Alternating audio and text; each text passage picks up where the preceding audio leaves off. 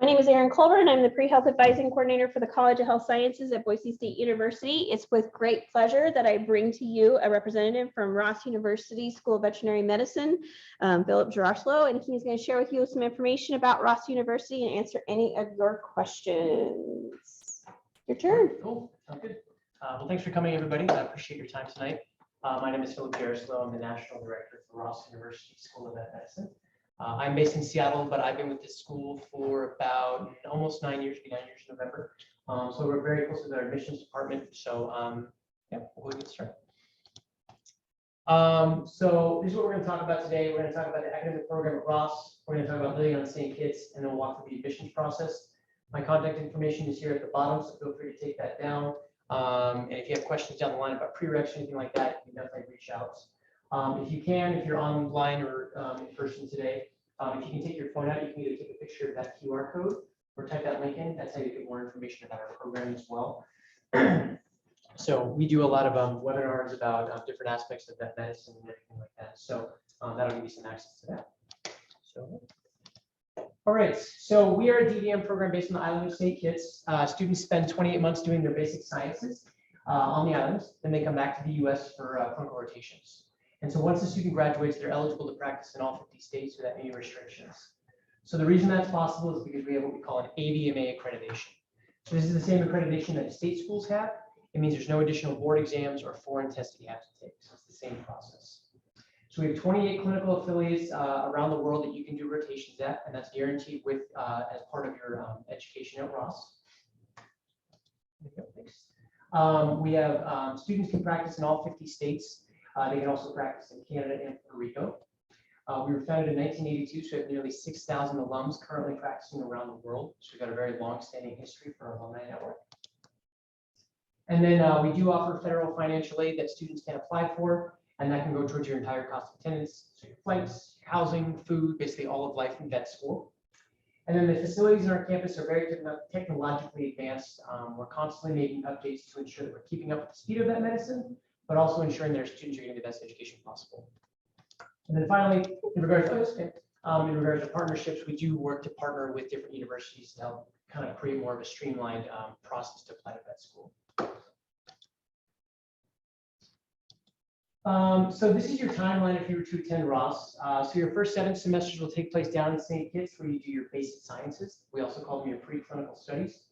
So we're a little bit unique in that we have a year-round program. So students have classes that start in January, May, and September. So it really gives you a lot of flexibility as to when you can start vet school. And once you finish your 7 semesters, then you'll go to semesters 8 through 10, which is back in the US for your clinical rotations. There's another click. There we go. And during that time, everyone's going to take something called the NAVLE exam. It's also known as the North American Veterinary Licensing Examination. This is the board exam that you must take and pass in order to practice in the US. So once you finish your 10 semesters, then you earn your DVM, and then you're ready for licensure. So these are the curriculum and facilities that we'll talk about right here for you. We focus very much on a hands-on curriculum. We find that the more hands-on work students get, the better they do in the classroom, and the more prepared they are for their clinical rotations. So in semester 1, you'll start working in the anatomy lab and our clinical skills lab. You'll start doing suturing techniques in your first week of classes. You'll be working with cadavers, and all of these facilities that you're going to be working in will be extremely small groups. So maybe 4 or 5 students per group, and then a faculty or staff member with each one of those groups. And then every semester is going to build on itself.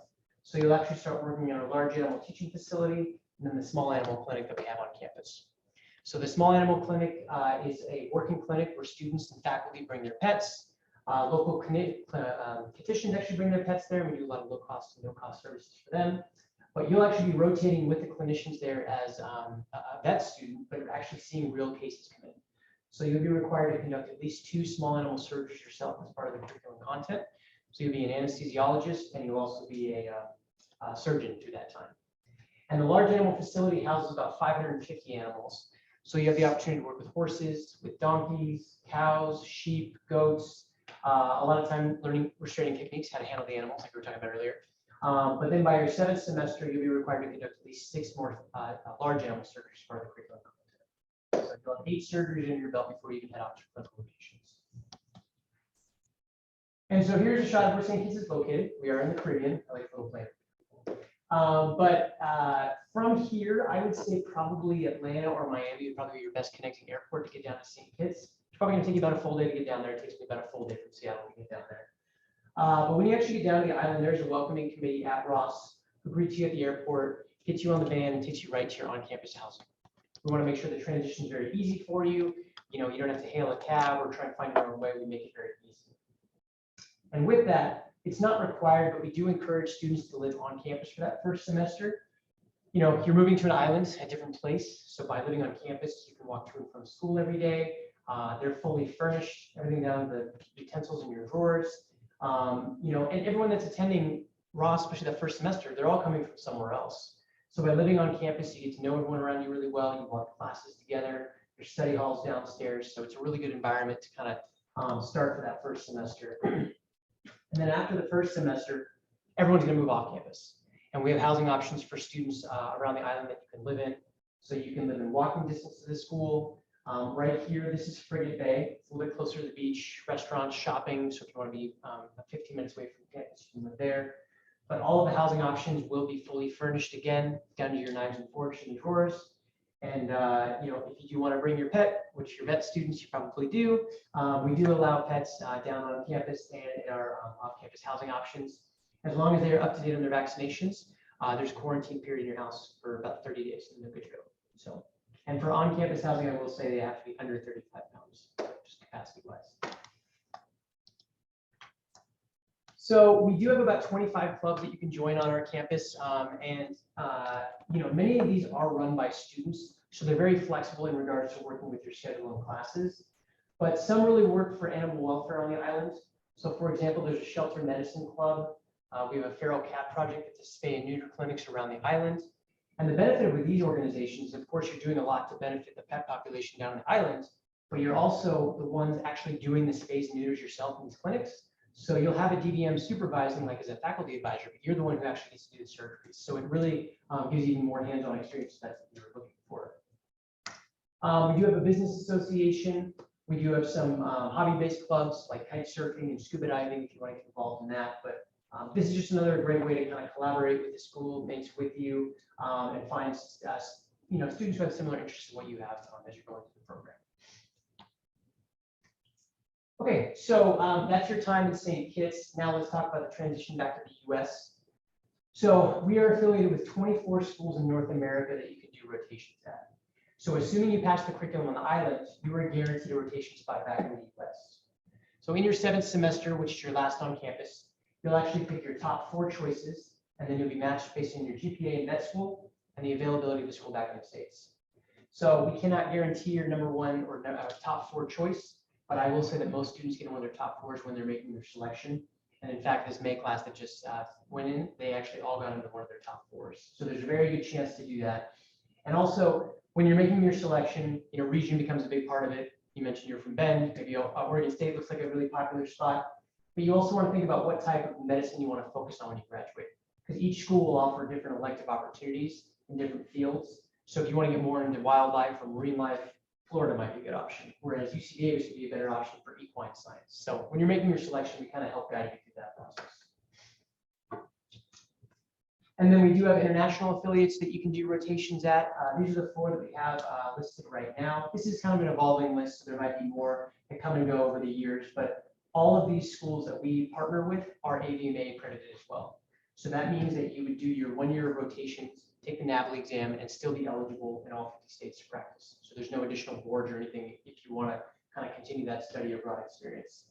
But we do have enough clinical spots for all of our students in the US, so you don't have to go internationally if you don't want to. And then in regards to our faculty, we do have faculty coming from around the world. Our dean is from Ireland. We have faculty coming from other parts of Europe, the United States, from Canada, South America. So you're getting a very global experience to your education there. And they are very accessible to students, you know, so there is research that takes place down the island, but most professors are there to teach and work with students. And then many of them hold a DVM, actually I should say most hold a DVM.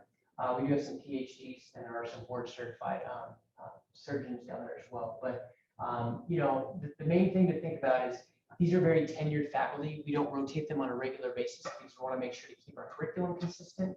We want students to understand they're working with faculty who understand what a year-round program is like, living on an island, all of those things. So it is a very tenured faculty that we have down there. So in regards to the application process, some of you online might be getting ready to apply this year. There are several ways that you can do that. We are in the VEMCAS application service, which allows students to apply to multiple vet schools, kind of in a one-stop shop. So VEMCAS is of course open right now. It closes September 15th. So students are now in the process of selecting which schools they want to pick, which I believe opens up in May, if I remember correctly. But let's say you apply through VEMCAS, but there's a glitch when you hit submit, where you're graduating in an off time and you don't kind of make that VEMCAS window. You can actually apply directly through our website anytime throughout the year because we have 3 start dates per year. So we have classes that's in January, May, and September. So it gives you some flexibility as to when you can start that school. So the one thing I will say, and I'm sure Aaron can probably vouch for this too, when you're doing your VEMCAS application, start early, submit early, make sure, I always say take the September 15th date and move to August 15th. Because if you don't get that letter in time, or there is a glitch or something happens, you have time to fix the problem. It's an expensive process. You want to make sure you have all your ducks in a row and apply early. Early for me is like June to August 2nd. Yeah. Like that's when I'd like to, that's the window that I think is a really great window. And the GRE is a nice thing too, because you can take it and you get your scores the day you take the test. So you have a pretty good idea of where you stand and you can submit your application right around your GRE. Yep. And both will arrive at the same time because it takes about 10 days for the VMCAS to process everything before it goes to the schools. Yeah, and also in regards to interviews, we interview all year, but if students, as the date gets closer to September 15th, the applications start flooding in. So our turnaround time on interviews decisions are like 3 to 4 weeks. But when it gets closer to that later date, we backlog with interviews. So your decision time might come 6 to 8 weeks. So it just gives you more time about that. So. And then the reason we have 3 start dates is we want to make sure that we balance out our class sizes. So you do have a lot of interaction with your professors. It also gives you a lot of flexibility as to when you can start vet school. If you are taking a gap year, graduating in an off time, trying to get more experience, work, make some extra money, whatever. Having a January and May class can be a real benefit because it means you can start sooner if you'd like to. But every class is looked at the same. There's no difference in the application process. Generally, we get more applications for September because since you're this big, we've been going to school in September. So most students apply to that timeline, but January and May, there's no difference in that. And then on the back end, when you're doing your rotations, we have clinical spots that are held aside for every class that sits. So it's not like you started in May, you have to wait for September to finish in order to start rotations. You would be able to go right in. So. And then I won't spend a lot of time on these because they're on that sheet that I handed out. Obviously, in regards to prereqs, these are pretty standard for most vet schools, I would say. We do require for math, it would be pre-calc, stats, or calculus. For your electives, that could be comparable anatomy, intro to business, foreign language, microbiome. So there's a lot of different elective opportunities here. I will say that most students are coming in with bachelor's degrees. We don't require bachelor's. We do require at least 48 college credits, and then students can apply. Some students are coming back from not being in school for many years and want to knock out prereqs, things like that. But so it does give you a little bit of flexibility in regards to when you can apply. But I will say that most students come in with the bachelor's degree. And I would just make a comment. The chemistry is the general chemistry. You have to have both semesters to be able to take our organic chemistry anyway. The one semester of organic chemistry is at 307 and our 308 with the lab. And then biochemistry is our Chem 350 that works great for Ross. Perfect. Yeah, in general, we don't accept like an intro to biochem or a survey of organic chemistry, but again, I know thankfully our instructor listened to us and calls it fundamentals. Okay, perfect. Yeah. Saved our tail. Yeah, perfect. It's funny because it's not an intro, it's like a 300 level like organic biochemistry course. It's not a lower level one, but it confuses students all the time. And that's the thing, every university is different. So I always say just email me your transcript or something if you have a specific question to make sure that it fits. It probably does, but just the naming of the class. Yeah, we want the 300 level biochem, not the 400 one, because you have to take 2.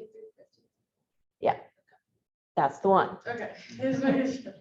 Yep. And then the genetic, if you're a bio major, you're going to get cell and genetics, but like with us, genetics is biology 310. So, yep. Okay, so this part is really So I worked in admissions for about 7.5 years. I still work with the admissions office, but I was the one that conducted a lot of the interviews for the Northwest and the West Coast. Our admissions committee really does look at all aspects of your application when you're applying. Biggest question we get, of course, is what's your minimum GPA? What's your minimum GRE? And we don't really look at it that way. I'd say the average is probably a 3.2, but academic trends play a big factor. We were talking about this at lunch, but you know, sometimes students started during COVID times and they were taking OChem online. That's not ideal. So maybe you struggled in that course, but as you've developed your study skills, you're now in person, your grades have gone up. That goes a long way with the admissions committee.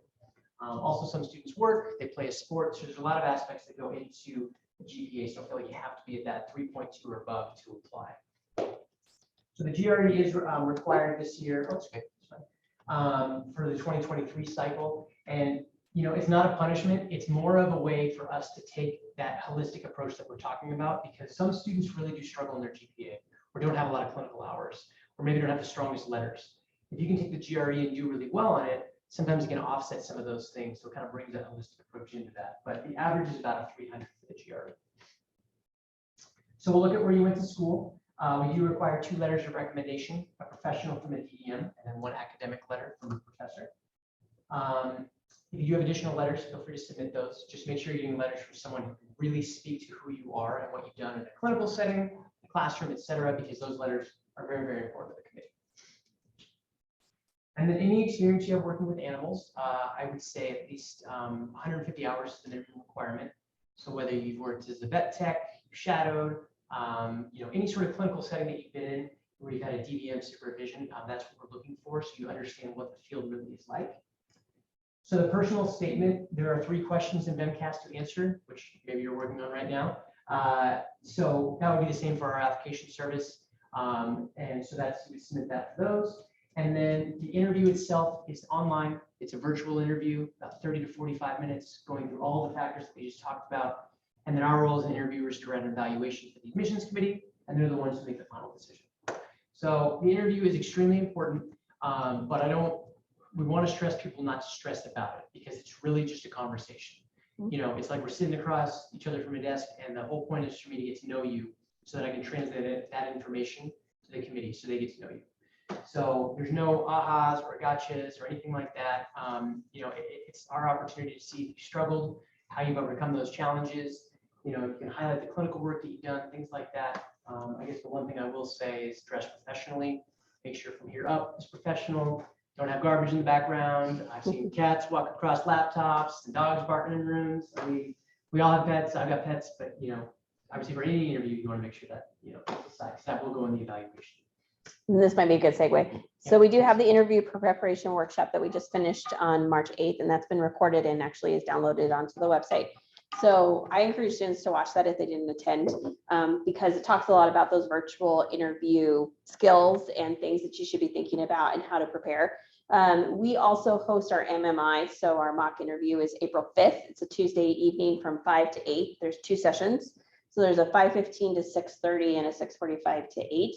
And if you're not quite ready to interview, but you want to see how it's conducted, you can sit in as a student observer and you sign up as one of those. We would say if you attend as a student observer and it's April when we do the fall one, you should be an interviewer. Two of our pre-vet students have participated in the MMI mock and been successful in getting accepted to vet school.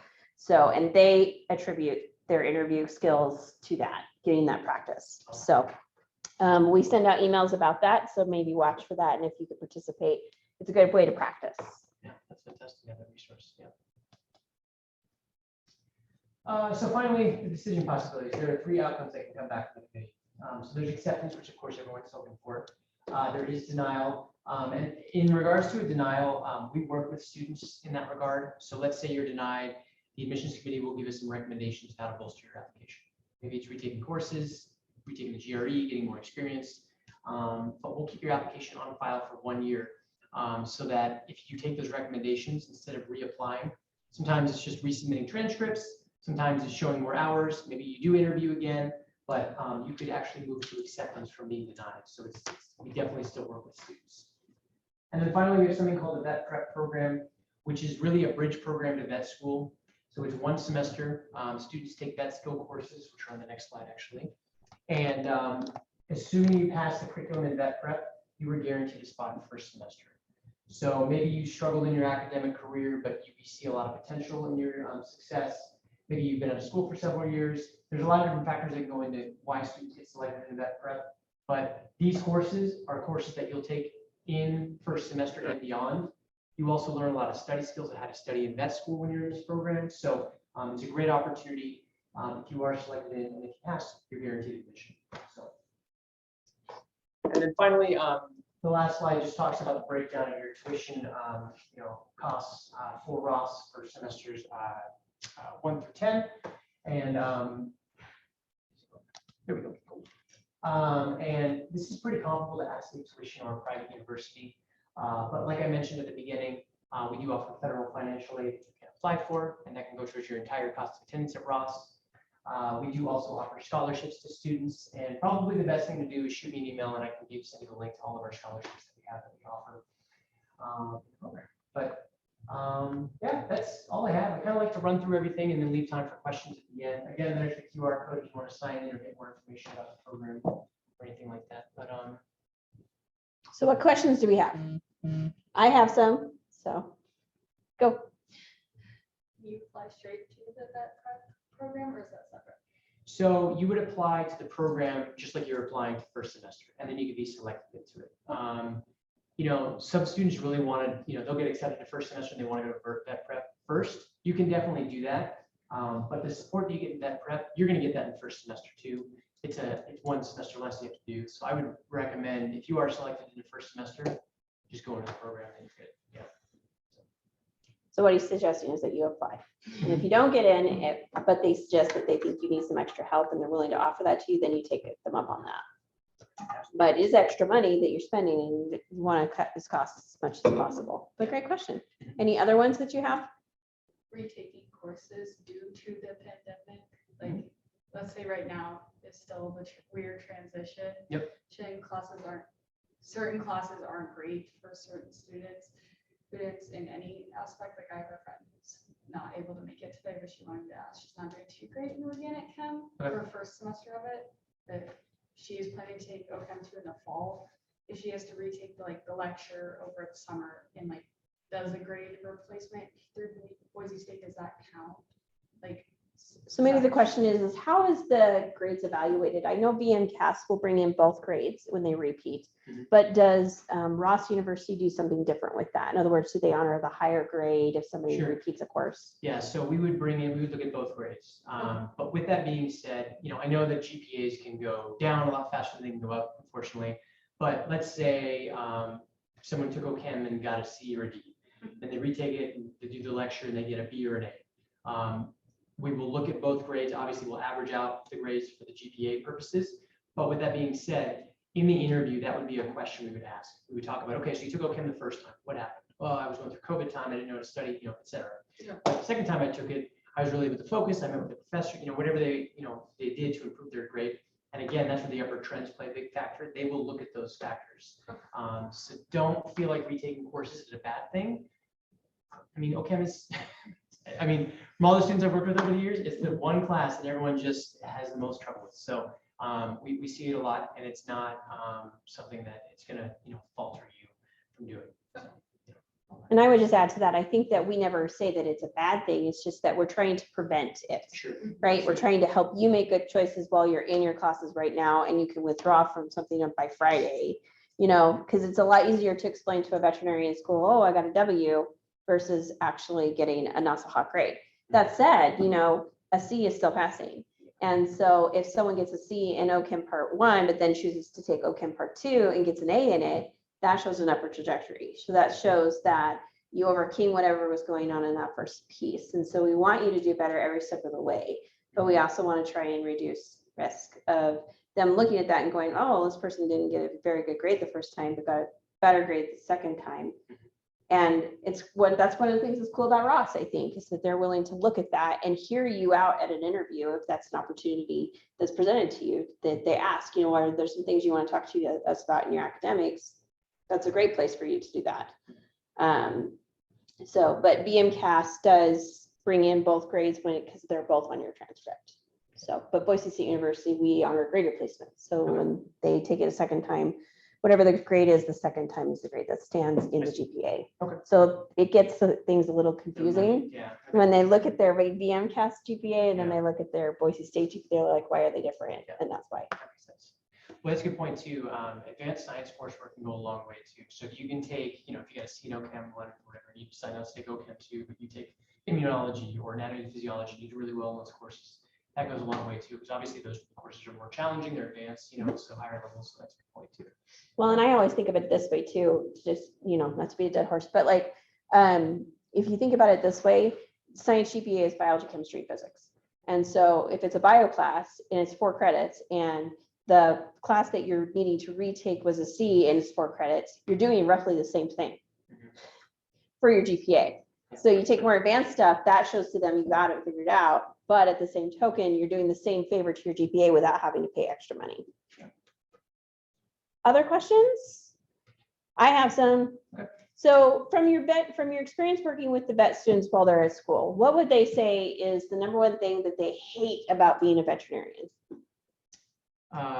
In vet school or being what's Both. Both. Let's do both. Let's do what's the worst thing about being a vet student? Well, I think I don't know if it's the worst, but I think people have a hard understanding about how busy and how much work it really is. It is an absolute full-time job. With COVID, obviously we were online to get started, and I think people thought they could kind of work while going to school. You can't do that when you're down on the island. I mean, really, students work as TAs sometimes. They'll do research or they'll dog sit, but outside of that, like, it's a full-time job. Classes from 8 in the morning until 4 or 5 in the afternoon with labs. You hit the gym, go eat dinner, and then you study. And that's just kind of rinse repeat 5 days a week, and the same with weekends. So I don't know if it's the worst. I think it's a big adjustment for students to kind of get in that mindset. Obviously, being on an island is a different experience as well. I kind of relate it to like living in a small town. Everyone knows each other, the professors really well. But some people have a hard time with that. They don't have everything accessible like we do here. Amazon does not deliver in 2 hours. That's something I actually get that question a lot. Does Amazon deliver down there? And I think they should, with how many questions we get about it. But so adapting can be difficult. In regards to being a vet in general, I think it's a challenging field. You have to be open to trying new things, and I think our curriculum really enhances that, because you don't just focus on one type of medicine. So you might go into vet school thinking that you want to be a small animal vet until you start working in equine or in research. And you're like, wow, this is really cool. So I think being open-minded to do other things can create more job opportunities for students when they graduate. But yeah, so I think, I think a lot of, we were talking about this earlier, I think a lot of students want to go into vet school and then they want to come out and they want to have a no-cost clinic and save all these animals and do all this stuff. And it's like, the realities of it are, this is a business, and you have to make hard decisions, and you're going to have difficult clients. And if you're working in a clinic now, you probably have seen some of that stuff. So I think learning the realities of what being a vet really is, you're not just playing with kittens and puppies, and you have to deal with people. That's probably one of the biggest things when I used to interview is, they wanted to go into the vet field because they didn't want to deal with people. Well, you're dealing with people. Every day. If you haven't heard us say that. Veterinarians are worse than helicopter moms. Yeah. Well, and I want to add to that too. I think what Ross University does is they also give you access to things that you may not have thought of. There's dentistry in veterinary medicine. There's surgery in veterinary medicine. There is aspects like reproduction in veterinary medicine. There's radiography in veterinary medicine, where you're the radiologist and you're looking at x-rays and you're understanding those things. And so there's so many dynamic, cool things that you can do. You can work for the U.S. agriculture. You can work in government and policy. You can work in education. You can work in facilities like hospitals. So the range is so broad. You could be a large animal a veterinarian, and then you can switch over. You could be like, suddenly I'm just going to go do exotic animals now. Yeah. And so I think that is what's beautiful about a DBM to begin with. But I do think that Ross does a really great job of being able to share some of those angles and approaches to that. Follow-up question. Yes. What is the best part about being a Ross vet student? I think honestly, and we get this all the time, is the hands-on experience. Starting suturing in first week, working in the anatomy lab, doing these surgeries on campus with a wide variety of animals. It's consistently said when students go out for their clinicals that Ross students are very much prepared, if not more, than some of their counterparts that are at the schools they're going to, because the directors there know that Rossies get all this hands-on experience. We're actually doing an inside look at campus on April 7th. We're going to tour the facilities and they get to kind of show the different, like the clinical skills lab they work in, things like that. So I can send you guys a link for it. It's really cool. But yeah, I think the hands-on work, it makes students confident. Like you're not going to do your first spay and neuter when you get to rotation or when you start practicing.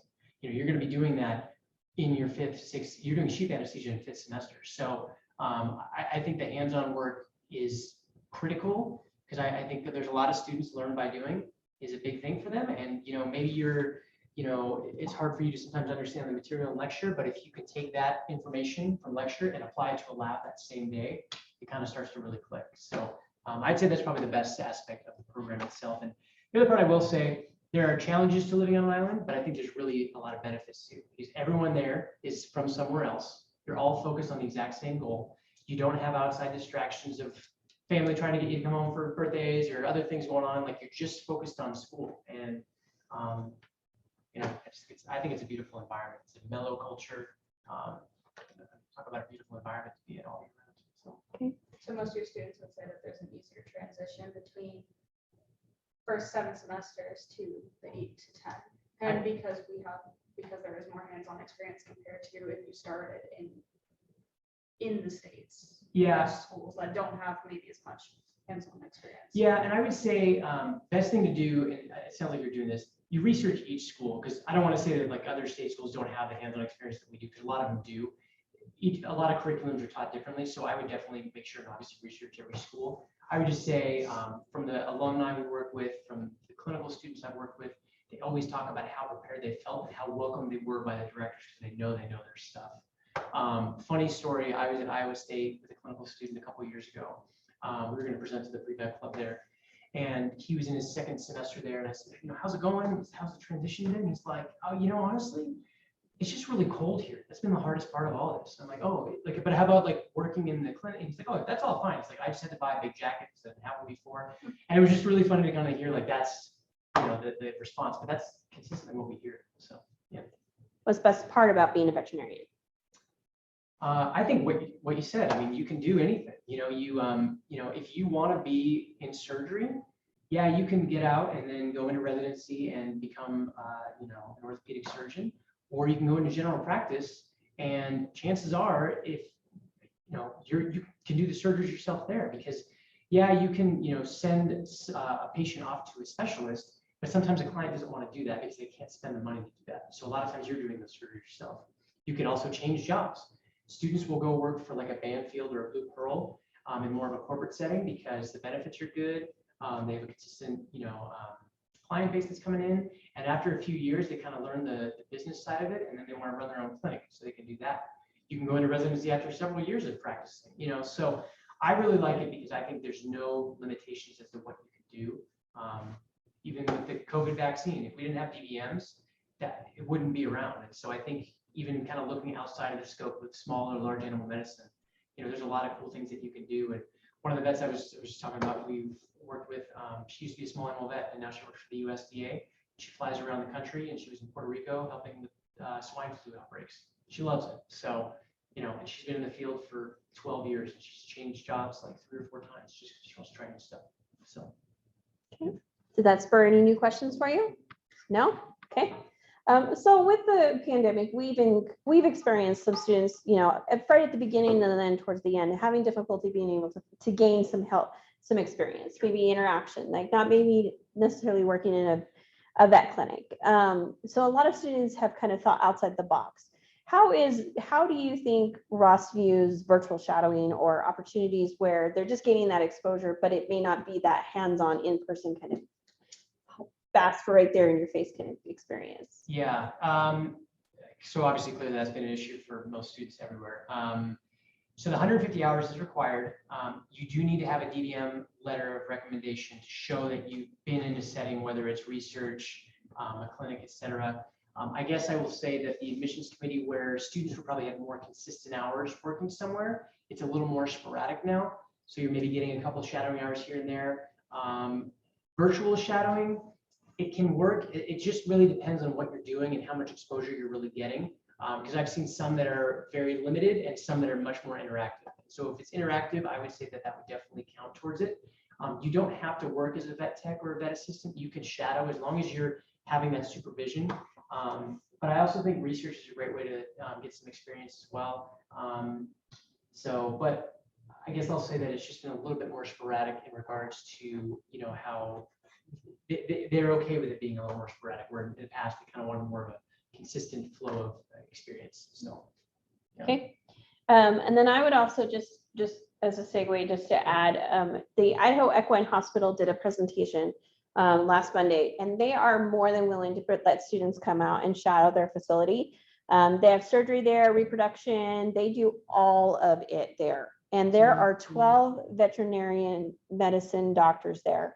So that's a huge facility to be able to experience. We've had students employed there work the night shift and be there just to watch the foals, make sure that the mares are able to have the babies and all of that stuff. But you get to interact with them, and they are very excited about having students come out. And maybe it's not what you want to do. Maybe you want to do small animal or exotic animal or something like that, but it's something. And it's something different than maybe what you are doing possibly. And so if you are interested in that, please reach out to us and we'd be more than happy to send their email and contact information. And I will say with DVMs, generally to get their experience, they do the exact same thing, go in, shadow, do all those things, clean kennels, go maybe do something that they're not really wanting to do, but then, that's the way in. So a lot of times the vets are pretty willing to let students in. Yeah. Are the 150 hours just during like undergraduate or minimum credits, or just like anytime? So Yeah. like high school to middle school, or like Absolutely. middle school to now? Yep, absolutely. Phil, would you agree though that not only is it important to have animal experience, but it's to be a well-rounded person, maybe of service to others and do other things that maybe aren't just animally specific, like volunteerism and leadership and Absolutely. Yeah. research and service and all those things? Do you think those are important too? Very important. Yeah. Community service is great if you can do it. If you hold leadership roles, whether it's through an organization on campus, or do all the above, that's great. Yeah. Well, me. Beyond the classroom is an expectation at this institution with me. Yeah. So No, absolutely. And Yes, I do. I know you're probably tired of it. She's like, Erin, could you just shut up? yeah. Oh, no, you've pushed me to do more, so. Yep. No, it's great. I mean, and I always think, something that was brought up, we had a meeting with the admissions committee a couple weeks ago, and they actually recommended, if you work in the community service industry, customer service industry, you're dealing with customers on a regular basis. So whether you've worked in a restaurant or retail or something like that, that can give you some pretty good exposure to what people, demand from you. I worked in restaurants through college. Getting that extra side of mayo, and I understand all that stuff. And so like learning that, it can help you in the field overall. But yeah, community service work, leadership experience, research if you can do it. I recommend it. Yeah, I would say that I feel very strongly about having good social skills, good cultural competency. Many cultures have different types of animals that they care for and or have.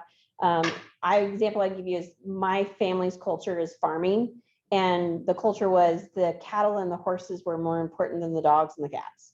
And that's a cultural thing. That is the way that we lived. And so cultural competency of all sorts, I think it's really important to have responsibility and ethical to yourself and others, right? And also to have empathy and compassion, right? Be able to put yourself in the shoes of your client and in your animal shoes too.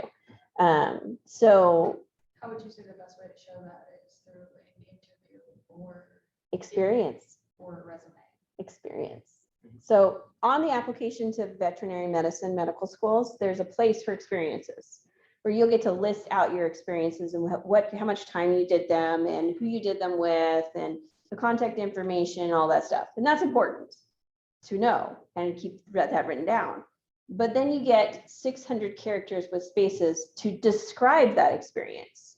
And what ends up happening often, more often than not, is people describe that experience as a job description. So you're a vet tech and you work with animals and you take them for walks and you do their blood pressure and their temperature, and you might cut their toenails and do some of those things. That's great. That's a great job description, but you didn't learn anything from that. Whereas if you tell them what you learned from that experience, then they're going to see you understand what empathy is.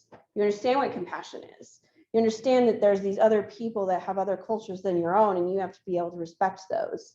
So it's your experiences that you list out and you write out that are going to speak that language to them, so that when you go for interview, they might ask you about that. Oh, I see here that you did this, and you get to talk about those things and have those passions.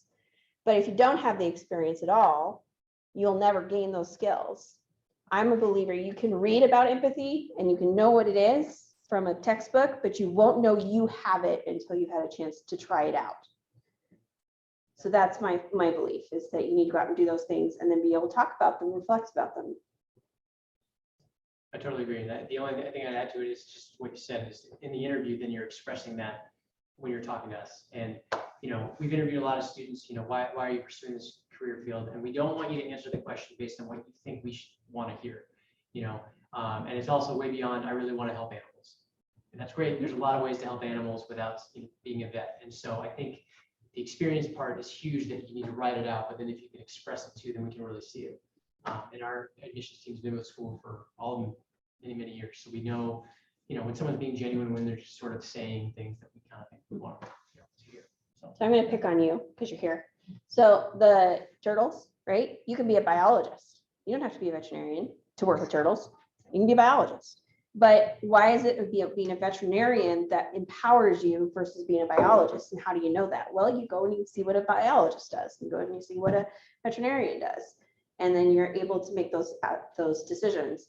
It was interesting when I went to the equine hospital last week, the veterinarian, he said, you know, he knew he wanted to work with horses. He knew he wanted equine, but he didn't know he wanted to be a vet. He thought he wanted to be like a trainer, a horse trainer. And he realized they didn't make any money. And he was like, I don't want to do that. And then he discovered veterinary medicine. And so that's how you get there. And they love to see that. They want to see you comparing and contrasting, and not just saying, I want to help people and want to help animals. Well, I want to help do this. This is what I want to do. So if you have a passion for turtles, I want to go save the turtles. we do have a lot of turtles in there too. They're large leatherback sea turtles. They're up to like 1,000+ pounds. And so you get to monitor, there's a sea turtle monitoring network. So you monitor their habitat, you know, they go out there in the middle of the night when they're laying eggs, things like that. So it's pretty cool. Yeah. Cool. Living on the island, healthcare wise, is there good healthcare there? There is, yeah. So we actually have 2 nurses and a doctor right on campus. So if you need to check in for anything, they're there 5 days a week. There's pharmacies there. If there's certain medications that you need, obviously you can stock up before you come down and then, you know, reload when you come home for your breaks. But there are hospitals on the island, and most students will be on the Ross health insurance, which is basically through us. So you can get healthcare and things that you need. It also includes like counseling services. We have a counseling center there. You can talk to someone, you know, for you know, mental health purposes, anything like that. But the insurance also does cover if something, you know, catastrophic were to happen, you know, for whatever reason. You know, you could be airlifted off St. Kitts to go to Puerto Rico or Miami if you need more of, like, you know, full-on care from like a, you know, bigger hospital, things like that. But overall, the healthcare is pretty good in on campus. Will they need a car? It depends on the person. I would say I grew up in Southern California. We didn't have public transportation, so I always like having a car for the flexibility purposes. But everything's 15 minutes away from something else, so it's really easy to get to. You can live in walking distance to school. There are Ross shuttles that can take you to and from school every day. So in theory, you wouldn't need a car for that. Some students will share a car. Mopeds are pretty popular. I wouldn't recommend just getting like a bike or walking, because the roads are a little more narrow in the Caribbean. And so, and people drive, it's funny, everyone goes really slow in the Caribbean. They talk about island life, but for some reason when they drive, they go really fast. So I recommend a moped, your own car. Was that? Wish that was the same in Hawaii. Oh yeah. Been there numerous times. Nope. Slow driving. Very slow driving. So what he's saying is it could be a danger to the walker or the biker. Yeah. So, but yeah, I would say the first semester, you don't need a car. I would just live on campus, kind of see what you think. And then after that, you could buy a car. You'll probably buy like a Suzuki Sidekick for like $4,000, drive it for 2 years, and then sell it to an incoming student for $3,800. Like it's you buy this car and you're like, I'm probably spending too much on this, but then you drive it and sell it off somewhere. So it's actually a pretty good trade system. So I had one more and I totally spaced it on the question.